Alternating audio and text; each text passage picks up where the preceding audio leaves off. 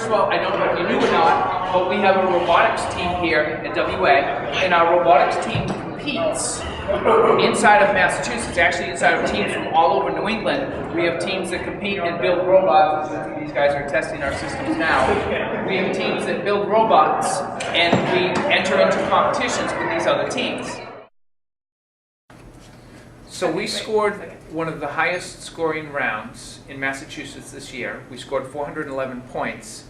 And I'm very proud of the way that the kids worked this year putting this robot together. Competitions, the challenge comes out in September, and then we start building the robot. The first competitions begin very early in December, and they generally run about every 2 or 3 weeks. And there were, I believe, 6 competitions this year.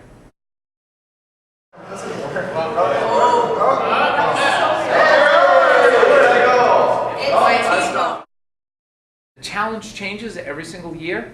We found out this year's challenge early in September. Then we start brainstorming and coming up with ideas of how to address the challenge and what we think we can do. And so what we do is we see the challenge and then we try thinking of what we could do. And then some things work and other things don't, and we kind of just improvise on what we have. So. We ran into a variety of challenges.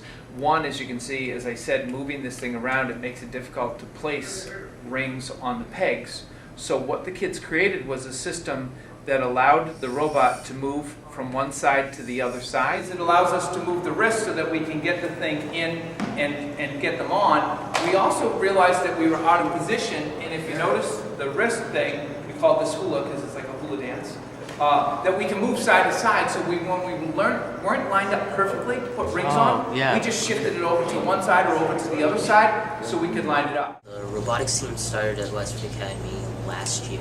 We meet Tuesday, Wednesday, and Thursday for 2 hours. But when it gets closer to the competition, we meet Monday through Friday. We meet at least 4 hours. Sometimes we meet 6 hours too. There's an Inspire Award, which we won last year. Which is like team effort and organization and like the way that you cooperate with everyone. And so that's an automatic states. It's a friendly environment.